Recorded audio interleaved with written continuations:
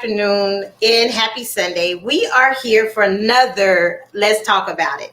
Today, we have some of the best guests today that I could ever find. And I am so excited about today's show. We had a wonderful time at the pre-show, but we have Dr. Johnson, and we also have Dr. Mabrie. I call her a doctor anyway because she is a doctor of hair. And then we have a optometrist here today as well. So we will bring on Dr. Johnson.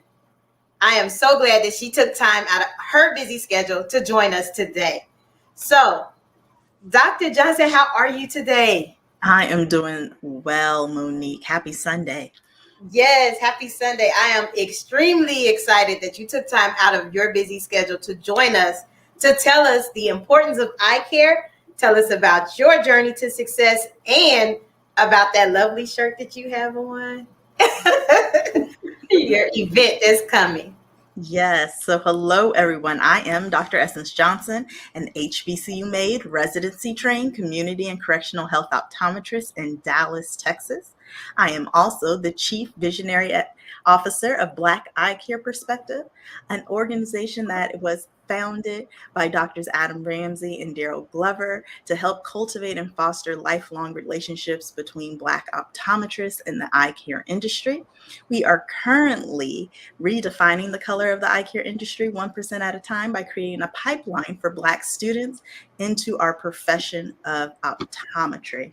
And yes, as Monique said, my shirt today is my Impact HBCU shirt, because we do believe that if you see it, you can be it.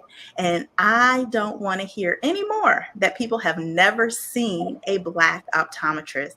So us here at Black Eye Care Perspective with our eye care industry partners are creating awareness in our communities. First, to let people know and see doctors of optometry of all ethnicities, of all genders, of all backgrounds, that also practice in very diverse modes. Some of us are in private practice, some of us are in corporate practice, some of us are in community or correctional health, some of us design and create eyewear. So we just want to celebrate that diversity in every sense of the word, while we're also intentionally recruiting, developing, creating more Black doctors into our profession. Wow, you just said a mouthful. And I know when we talked prior, I always mention, like, I'm 44 years old and I have never had a African American eye doctor. And I know you're like, wow, that's a long time to go, and you've been wearing glasses all your life. So to me, it's like amazing. And then the program that you're having to try to create more awareness for young people that want to go into the field is unheard of. Now, what inspired that? So it started off with a conversation with me and one of the founders, Dr. Adam Ramsey. And over the last, year or two, we've been seeing a lot of social unrest and injustices. And I mean, we take the bad along with the good. We've also, over these last couple of years, have seen HBCUs, our historically Black colleges and universities, more in the forefront and at top of mind and at the top of people's pockets as well. So when we look around, we often feel, like you said, being a Black doctor now and knowing what I know and representing what I represent, when we're in our communities, kind of like the HBCU experience, it's a microcosm. It's a different type of world. But once you're mixed in with all of the billions of people, we're like needles in a haystack. So we definitely wanted to up just the visibility and be good ambassadors of our profession and get more people to know and understand the profession of optometry, but also see Black optometrists. And then when we look at the numbers, the reality is, less than 3%, we use that number a lot, less than 3% of doctors of optometry identify as Black or African American. And that's, less than 3% of them enroll into the programs. And then even fewer than that, closer to 1.8%, are actually practicing. So I say time, that's good to be less than 2% is milk, not the number of doctors in optometry. And if you live in these major cities, the reality is there are more people that go through the airport on a daily basis than there are optometrists, and definitely than they are Black optometrists. So we wanted to do something to help affect change in that area. When we look at it at first, we were like, maybe not a lot of people are getting accepted. But the reality is there's just not that many Black and brown students applying into optometry programs. So we wanted to be intentional on our impact and with our recruitment. And we know that at HBCUs, about 40% of doctors that identify as Black or African American, they are products of an HBCU. Me, myself, I'm a proud Panther, productive product of Prairie View A&M University, which is kind of a tongue twister tonight. And I have chosen the field of optometry because of the experiences that I had that led me here. It wasn't always automatic. But it was that ability of going to a career fair and being exposed to my first Black optometrist, who happened to be a female, that got me thinking. I had a friend whose father is our hometown optometrist, and it still never got me thinking like, maybe I should practice optometry. But many of us share those stories.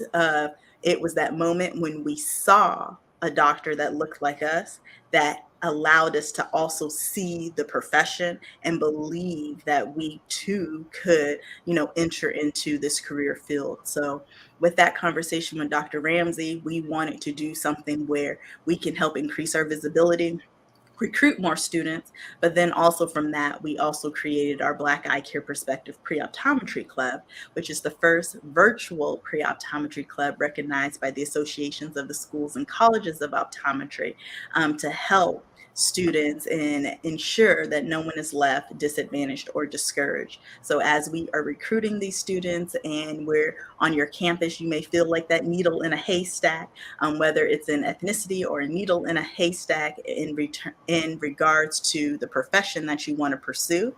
We wanted to build an online community for aspiring future optometrists anywhere to come together on the 13th of every month, where, of course, we come together and we kiki, but we also focus on developing those personal, those professional, those psychological. We were talking about mental health in our pre-show, how important it is for you to be psychologically strong as well as personally and professionally strong. And we do all of that in our monthly meetings in the Pre-Optometry Club.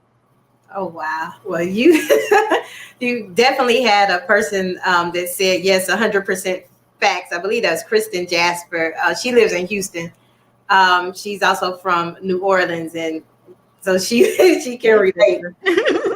Yes. I am.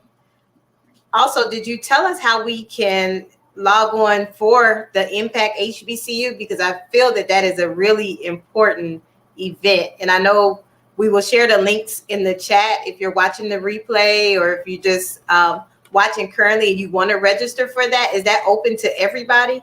If registration is open to everyone. You'll see there's a general admission and a student admission, but you can go to www.blackeyecareperspective.com, click on our initiatives tab, and go to our Impact HBCU initiative.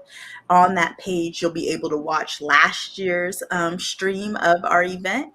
And then you can also register for this year's, which is going to happen on Tuesday, October 12th at 7:30 p.m.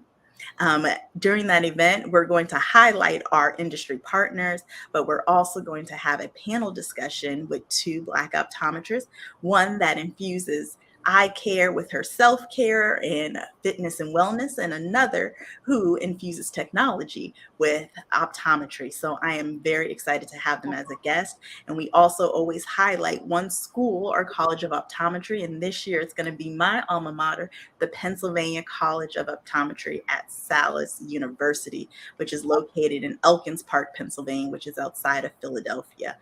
So I am super excited to host that on this next Tuesday.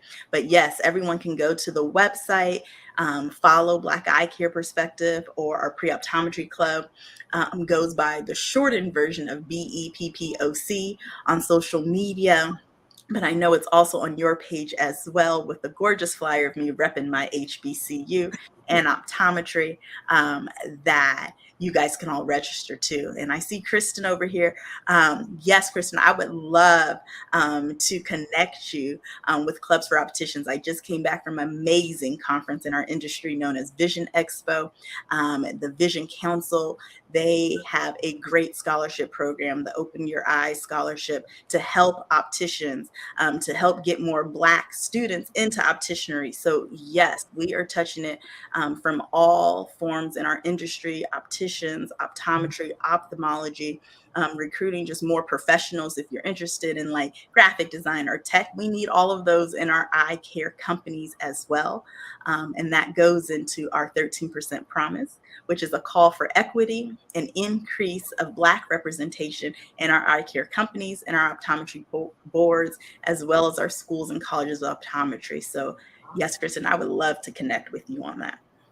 Yes. Actually, Kristen has two scholars that are currently in our program that we had spoke about the other day. I was like, hey, I got some kids. They 4.0ers. Yes. So yes, her child, I think, is definitely one of those that will benefit from the program, as well as some of our others. Like I told you, my kids are signed up because I threatened them, but you know. Yes, please sign up. And then also, we are offering shirts to the first students that register, but the shirt is also available for purchase too through our vendor. So that information is on our website. Oh, I'm there for it because I like it. I like shirts. But anyway, so I am asking you, please stick around backstage. We'll bring you back out later after we interview the next guest. But I am so excited that you are here. I've learned a lot. And when you come back, we just have a surprise for our guests because you did it for us. I was like, ooh, that fashion show, we got to hit. Yes. That was love. So if you are catching this late, we have Dr. Essence Johnson, and our next guest will be Dr. Mabrie. So right after this, we will definitely come back with Dr. Mabrie and Dr. Johnson. Please stick around. Get ready for that fashion show. We can't wait. Thank you. When times get dark, we can't see the help that's all around us. Let 211 be your guiding light for help with food, healthcare, and other resources. 211, how can I help you? Call 211 or visit 211.org. 211, get connected, get help. Shout out to the innovators, the makers, the doers, the hustlers looking to grow their business, skills, and career. Facebook Elevate is a program and community that provides free digital marketing courses, potential job opportunities, and one-on-one coaching from Facebook experts. Build your online presence, kickstart your career, or become a creator, because your kinds of dreams transform blocks, cities, the world. Click to learn more. Facebook Elevate, on the rise, together. You know, a lot of people say when you're going somewhere, you don't want to look back. But I beg to differ. For her to see her father celebrate his graduation, it's the best feeling in the world. I can't lie and say it was easy.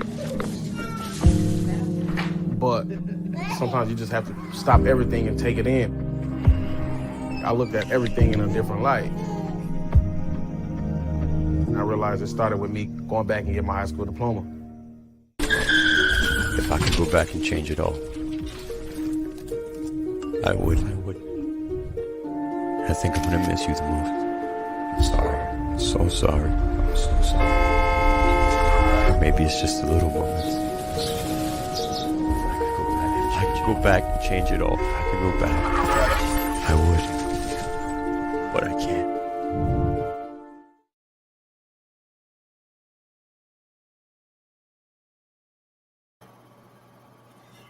Oh, welcome back. I've got Caught in a Trance. I really, really enjoyed our last guest, and she will be back with us for this special fashion show on her frames. I like fell in love when we were backstage earlier. So we are about to be in for a treat. We are about to be greeted with the queen of natural hair care, Dr. Mabrie. Hello, hello, hello, you all. Thank you so much for having me at HBCU. About it. And thank you for all my new titles. I'm not the doctor. My daughter's the doctor. I know. I thought you were a doctor. Your amazing work with hair. I know she's a doctor, but you know. I'm just that lady that's been messing with hair, natural hair for the past 40 years. That's all. That's an accomplishment. So we have you here on Let's Talk About It to tell us about your journey to success. I love, love, love. Every time I come into your studio, your hair studio, I love the background. I love the piece that I feel. I also love that you have different hair picks. I was like, that is so unique. Yes.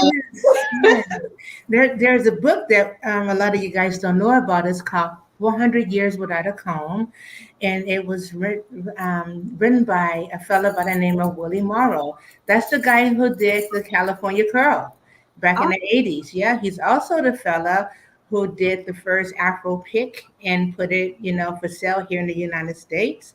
And he also the African-American barber who basically, consulted the military on how to shave African-American men hair. So I learned so much from him with the combs. When I saw that book, it is growing and I love it. So when I travel, if I don't find a comb, I don't buy nothing. Love it. So you like buy picks and combs from around that's your collection. Yeah, there's from all the different tribes from all over. Some of them I have the same, but they all are hand done, so they're all a little bit differently. So yeah, I love it. See, I didn't know. I told you teach me something new every time I talk to you. Oh yeah, but really, really, you all look for that book, 400 Years Without a Comb. It's enlightening. It really talks about the passage of us being from the beginning, being kidnapped and brought over here, and how we had to survive without a comb, and all the different changes we do throughout the years and generations. Of how we had to deal with our hair and how we was brainwashed to think that our hair was bad. And really and truly, African hair is the most versatile hair in the world. I mean, where can you come in? I can straighten you out and put some curls in it. The next day you can go into a fro. The next day I can cornroll you up. I mean, I have tried to do that one time just to see if it can be done. Like every day you're going to have a different African-American hairstyle. I love it. I love it. The African-American hairstyles, people, there is an act that's going on. It's called the Crown Act. And it's a law that's been passed in, I think, 13 states. We have a few more states to go. And it's just basically saying we can no longer be discriminated against our hairstyles. Don't get me wrong. Don't be going to work looking out crazy, okay? We said we want to be comb-free, but some of y'all need a comb. But anyway, yeah, so really and truly, it's just like I said at crownact.com. Please go in and register for your state or a nearby state. The state of Texas will be coming up for legislation 2223. I am praying that we get enough of signatures where they just pass it through. And unfortunately, the majority of the people who are giving us a hard time about our nappy hair is us. Mm-hmm. It's us, yeah. So that's how we got braiding to pass by, because we realized if we made the braids small, the smaller we made them, the more we can curl it, the more it looked like European hair. And that's how I was able to pass by. Yeah. So now we're doing the same thing with locks. You know what I mean? There's a difference between a lock and a dread. A dread is something that you do absolutely nothing to your hair. You do absolutely nothing. You can't shampoo your hair. You can't separate it and say you're dreading because you're not dreading. You're locking. So make sure you understand there's a difference between the two. Yeah. Wow. Yeah. So 40 years going strong. The past 4 or 5 years, you guys remember when Mike got killed in Aliala and she was talking to the community. And one thing she said that hit home a couple of days later was she says, Some of our generations had dropped the ball. We stopped teaching our Mm. children how to do certain things. And then that's when I'm realizing I am 56 years old. I'm not going to say I'm going to retire. I'm never going to retire. I'm an artist. I love doing what I do. But I have to train up these young women to be a little bit more professional and let them know that they are in a career position. Anytime you make over $30,000-$40,000 a year, you're in a career position, you need to pay your taxes. True. So we need to get them to understand, yes, those desires you have to buy a new house, to buy a new car, you can do it with your hands. 1 year I put in over $80,000. I didn't have a life. I did not have a life, but within that year, I was able to buy my mom her first brand new car, and that made me so proud. I got myself a little hoopty and had money to put down on the house. So I had nothing else to do but to work. So all I'm trying to say is that let me back up. 85% of African American women know how to braid hair. They know how to twist hair. They know how to press hair. But only 15% are actually braiders. Can I say that again? 85% of African American women know how to twist, braid, something to the hair. But to do a braider, you do that day in and day out, and it doesn't bother you. Wow. And there's a correct way that you can do it day in and day out, and it doesn't wear your body down. You have sisters with carpal tunnel. You don't braid hair like this. You braid hair with your fingers. So when I'm working with my students, I teach them these certain things that they need to know, what you can do to do long-term braiding without wearing your body down. Wow. So I have formed an organization, San Antonio Natural Hair Society, and the goal with San Antonio Natural Hair Society is to pull in as many braiders and lock technicians, train them up professionally, let them know their rights, sanitation, bacteriology, professionalism. The more you professional people, the more money you make. That's true. There's so much wisdom and passion in what when you talk about. That's why I just love to sit around and listen to you drop knowledge about hair. I remember talking to you and you was like, you don't know how to wash your braids? I was like, no. And you gave me that pamphlet. I was like, okay. Oh, yes, absolutely. And people used to flip out because I don't shampoo hair. Well, years ago, we couldn't shampoo hair because we didn't have a cosmetology license. And then we have a sister down in Dallas. Thank God they got her. They harassed that sister. Her name is Isis. They harassed poor Isis. They arrested her. But you know what? God is good because through her, she found some people that was able to help her lobby. And because of that, the state of Texas is free from having licensing, which means, braiders, if you want to, you can just get your little permit and go downtown and braid hair on the street corner. You can braid hair in anybody's barbershop. You can braid hair in anybody's salon. We don't need to have a specialty license. They finally realized they don't understand what it is that we do. Wow. When they was trying to make us go to school for 1,500 hours, that's when I stepped in, because by then ISIS was fed up with them, which I understand. Why should I teach you anything when you dogging me out? So I stepped in and I fought for license for 150 hours. But even then, they didn't know what to do with us. That's true. They didn't know what to do with this. I told them, I said, when you go to that beauty school, learn how to cut hair and learn how to color. Don't braid. You ain't got to braid up in there. Go learn how to do something you don't know how to do. Practice on them. Mess up their head. Oh my God. Yes, but I just want I want people to recognize what I do as an industry. It's sad that when I went to go buy a car, they didn't understand when I said I was a braiding artist. When I went to purchase my home, I went to like 5 lenders because they didn't understand what it was. My credit's good. I got money in the bank. I prove I make money. But because I'm such a new industry, they didn't want to take a chance on me. And it shouldn't be that way. Now, if I go back and say I'm a hairstylist, they want to offer you a Coca-Cola. Oh, have a seat. But I like saying I'm a braider because I am a braider. I'm not a hairstylist. I went through cosmetology school to learn why Black women hair wouldn't grow. Wow. And that's all I studied was trigonometry. But then I realized our hair grow. We just break it out. That's Wow. well, when I wear braids, my hair grow. No, you're not breaking it out so you can see your new growth. Mm. You know, just a little bit of care to it, a little bit of moisturizer, a little bit of shampoo. Let me tell you, I have your pamphlet. I'm telling you, it helped me. Yes, and it's technical. It's a science, even down to taking down your braids. I told you I had. And remember, guys, when I mentioned earlier, I am an artist. You know what I mean? I GED'd out of school because I was a good kid and I did just enough to get by. I did not like school. So there's a lot of people that are just like me because we just don't fit into the normal 9 to 5 situation. And then I have a lot of sisters like my daughter, Keisha and Mabrie, who braided her way through college. Hey, it's a hustle. Find a need, feel it.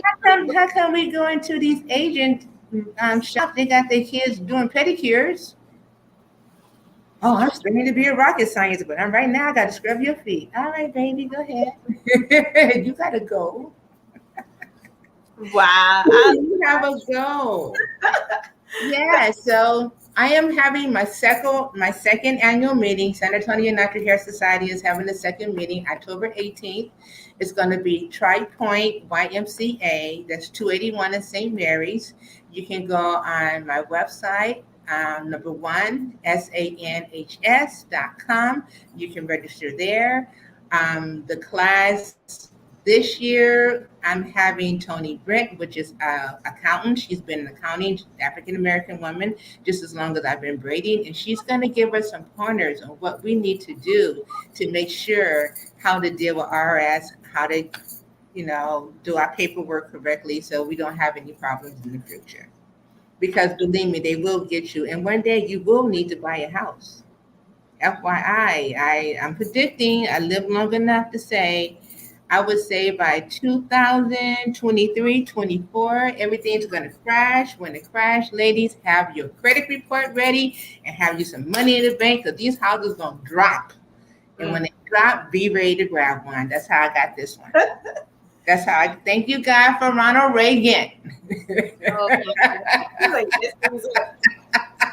you for messing it up. Now, but really, I really appreciate you taking time to tell us a little bit more about natural hair and telling us about all the wonderful things that you are doing. I love that you're an advocate for natural hair.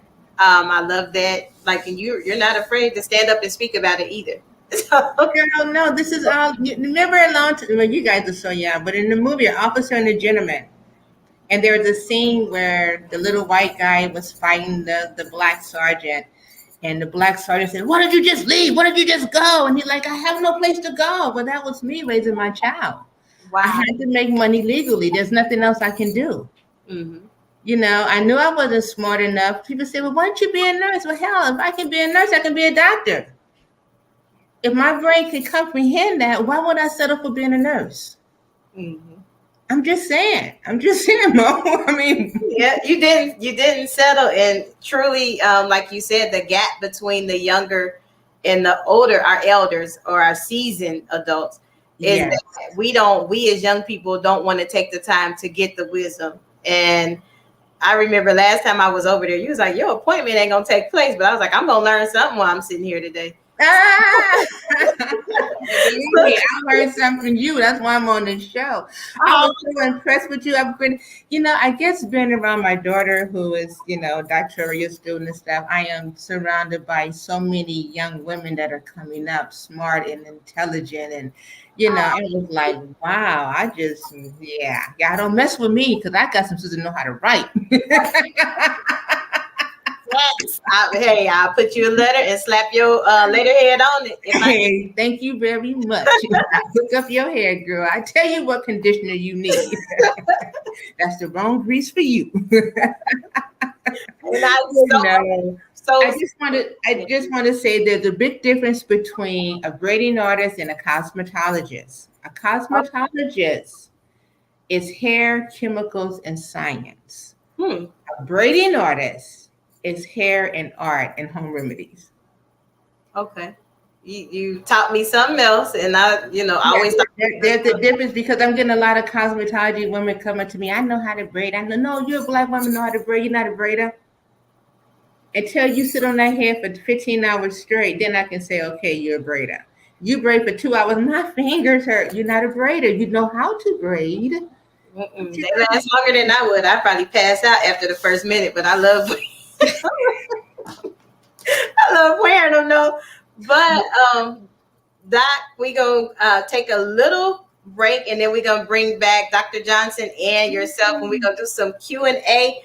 But Dr. Johnson out. Yeah, I love her, man. I got a new friend. She's gonna hook me up with glasses.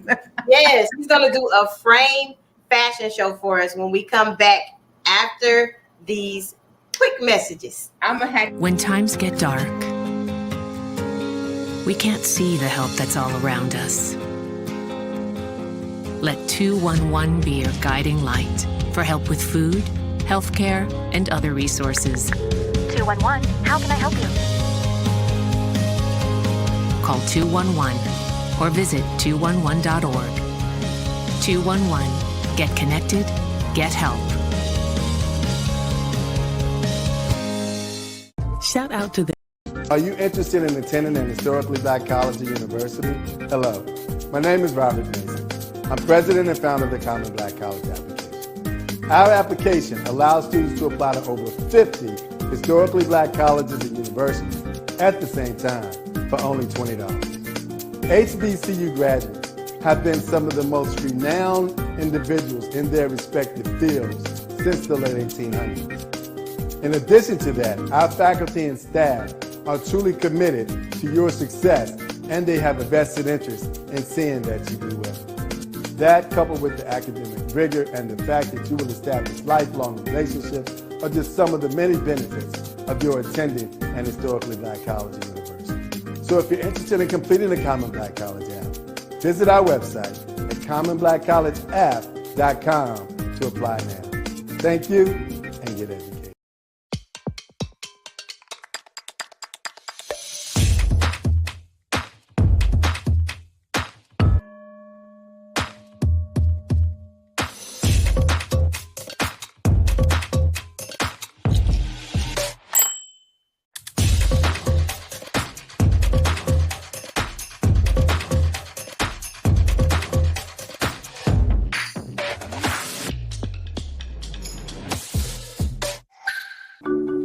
The thing that drives me every day as a dad is him. Every day he's hungry for something. And there's this huge responsibility in making sure that he's a good person. I think the advice I would give is you don't need to know all the answers. It's okay to make mistakes. As long as it's coming from love, then it kind of starts to work itself out.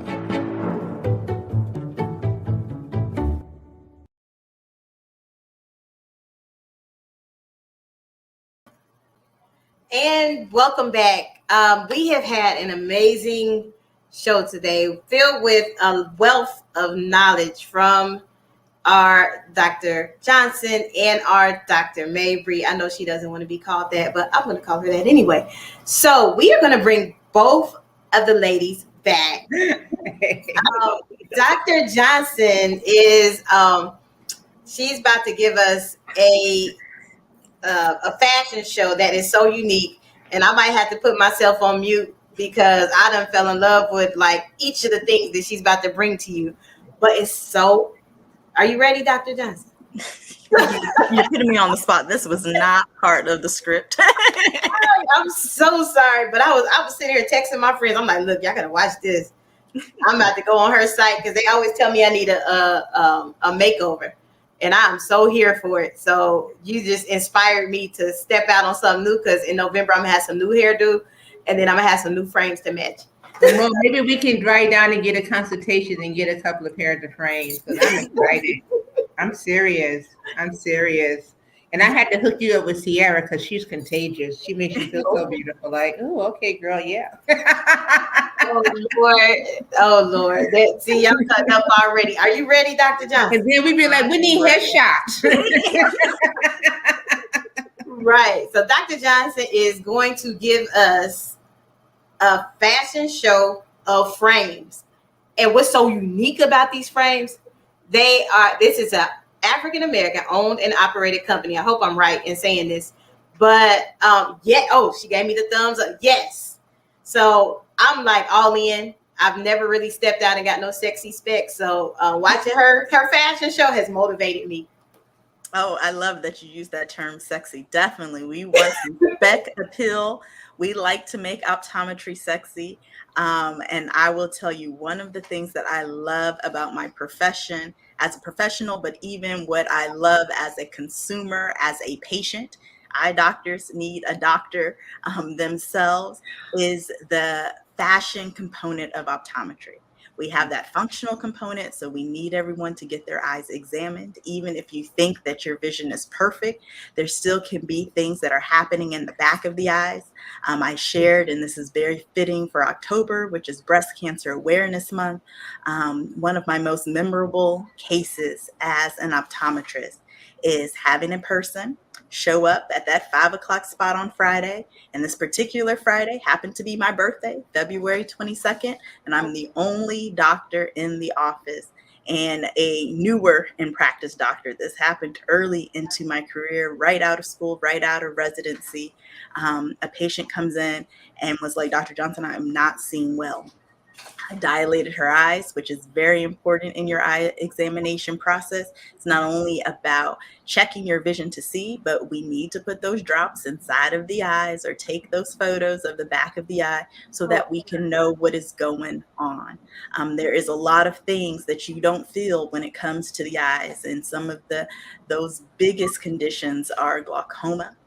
It is diabetes, it is hypertension. But in this patient's particular case, she had breast cancer that has metastasized into the eye. And it was the eye exam that I performed as her eye doctor that diagnosed and caught her cancer coming back. So that is a case that always sticks to me. She lived for a few more years after I made that detection and that diagnosis. We were able to prolong her life and get her timely care, restart her treatment for cancer. But breast cancer is one of those main conditions that can occur in the eyes. Lung cancer is another big cancer, but there are a lot of things that manifest in the eyes. So being an optometrist, we have that function piece, medically, keeping your eyes healthy, prescribing. But my other favorite part of being an optometrist and being a person who wears glasses now, where you may have gotten made fun of, now you're getting stand out and put on the spot to display your frame collection in front of everyone, is that fashion component. And the part that I love the best is I am on a personal mission to help support those Black-owned companies, those minority-owned companies. I was sharing with them when we were doing our little pre-show that I fell in love with the frame I'm wearing today. Taylor is her name. I fell in love with her when I met her at Essence Festival. Of all places, not even anything in the industry. At Essence Festival, Cynthia Bailey was launching her eyewear line there, and I had the opportunity of meeting Cynthia Bailey, purchasing the eyewear, then later learning the brains behind that being Eye Candy Creations. And from there, my love affair with them has started. And since then, I had the opportunity to interview them in our inclusivity and eyewear fashion, where they were launching their FUBU brand frame. So as I tell the story, I'll shift and go. So we went from Taylor from Eye Candy Creations on the Cynthia Bailey line to they have their FUBU frame collection, where I got to interview Damon John and all of the founders of FUBU, as well as those associated with Eye Candy Creations. And they're getting other licensings, but this is the FUBU collection that we're wearing here. Yeah, I know. This one I love. This one is an East Hampton. It's blue. It also comes in black. I love the gold accents. And then from there, it kind of opened a Pandora's box of, hitting all of those Black-owned companies. So being a member of Sigma Gamma Rho Sorority Incorporated, I'm always looking for my something blue or my something gold. So I fell in love with the Chicago Ave Savant and Scholar blue frame. It is like the perfect royal blue. Love it. So this was my something blue. Then my dear friend who will join me next week, she launched a line, and Woolly Eye Care, and that is her middle name. It means joy. So she also came out with a very nice blue frame that I love to have a part of my collection. And then my new favorite frame, I just got at Vision Expo last week from the ladies of Von Tell, who are also HBCU graduates representing the Morgan State University. And this is their Cleopatra in yellow, a little pink for breast cancer, a little blue and a little gold for Sigma Gamma Rho.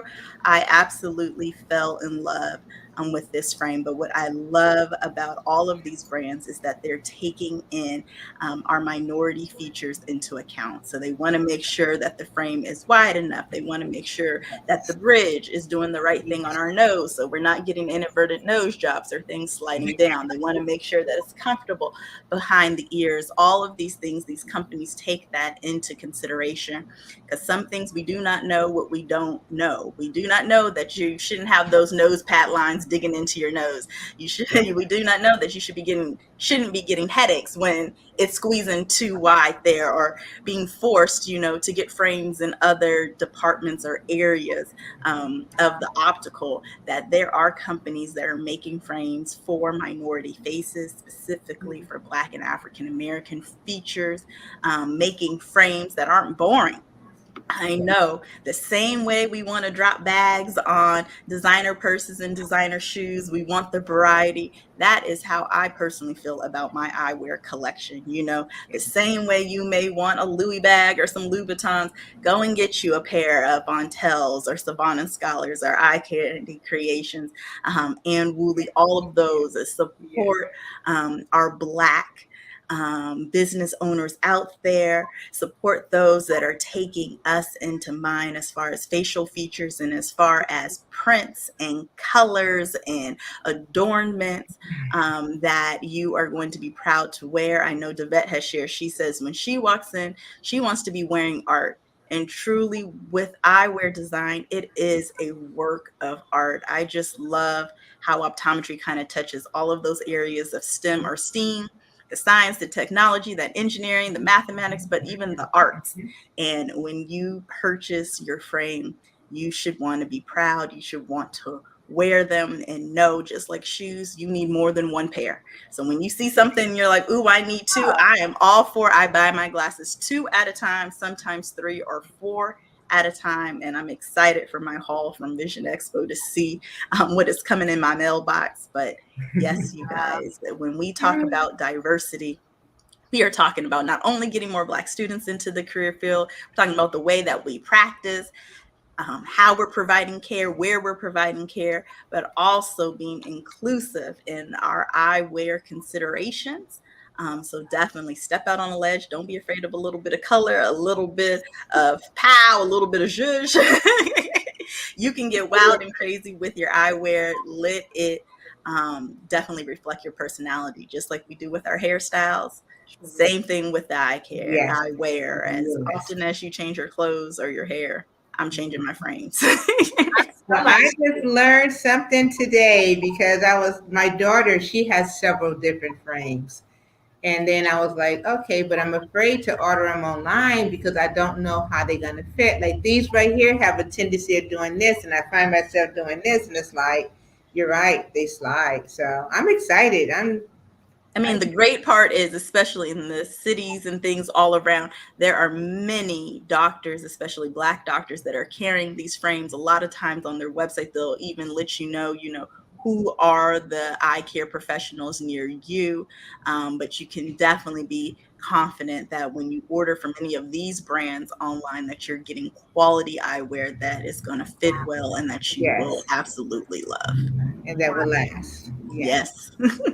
Yes. Well, I have truly, truly enjoyed our hour. Time flies when you're having fun, first off. Yes. But as a final push, I know both of you all have some exciting events that are happening.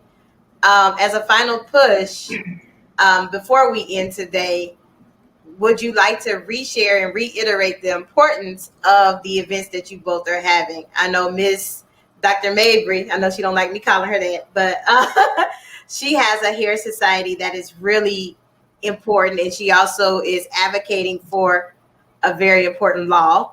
And Dr. Johnson has, I can't wait to get my shirt. That shirt is so cute.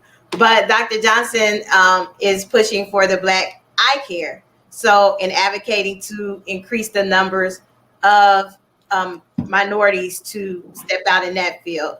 So, in either order, this a final push to like, look, this is what we need you all to do. Okay. Hey, I'm Davette. That's all of the braiders, lock technicians. If you even thinking about that, maybe this is something you want to do. Second annual meeting, October 18th at the Tri-Point. Tri-Point 281 in St. Mary's at the YMCA, or you can get tickets at San Antonio Natural Hair Society.com. Number one, SHANHS.com. I would love to listen if you all have someone in your circle that you know is not doing well, and that this is an opportunity that can make an unlimited income. So please refer your friends, church folks, neighbors, whoever. If you see somebody braiding hair for fun, just tell them to come in my direction. I might be able to help them. That's what I'm here for. You braiders and lock technicians, you don't be afraid. Call me. That's what I'm here for. Because when I'm gone, it's over. So I'm willing to give you 40 years of experience. I can compound it down in 8 hours. If you can, let's do this. Let's make San Antonio Natural One Hair Care City for the state of Texas. No problem with the ones in Dallas and the ones in Houston, but San Antonio, USA International. Thank you. Loved it. Just your turn.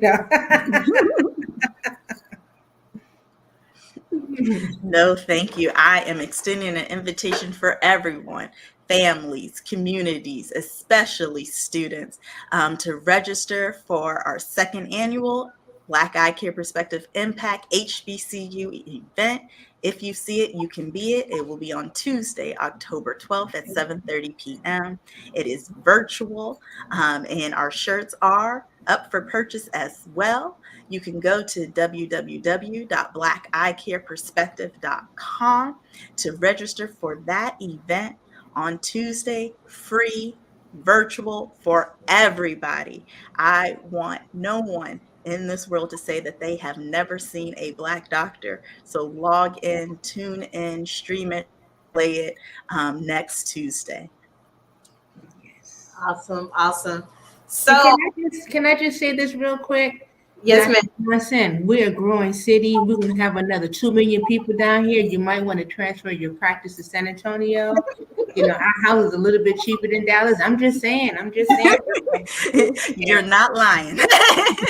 I'm just saying. Oh my goodness. I have truly enjoyed this hour today speaking to some wonderful women, a doctor of hair, doctor of eyes, which I truly can benefit from because I get frustrated because even the glasses I have on today, I have to keep going like this. But she has inspired me to step out there and change. So I'm going to order me some sexy wigs. Yes. Thank you for tuning in today. We will be back on Wednesday with, oh goodness, y'all done inspired me so much. I can't even remember what we're doing Wednesday. Thank you. HBCU alum, HBCU house party. We will have Tougaloo, and like now the glare from here is getting me, and Morris College. So on Wednesday, those are the schools that we are sowing seeds into for this week. And don't forget, please like, share. If you have questions, I will filter it in so that our guests can get them. And you may not know because the newsletter is not out yet, but we have partnered with Black Eye. I don't know. Mix your name up. We have partnered with Dr. Johnson's. I got so excited. I can't even get my words out. We have partnered with Dr. Johnson's organization, so they will be appearing in our newsletters. Any correspondence that they may have, we will like, share, and do whatever. And so I'm extremely excited about that because we need to put success in front of our kids that look like them. So thank you for tuning in, and we shall see you on Wednesday with HBCU House Party with Morris College and Tougaloo.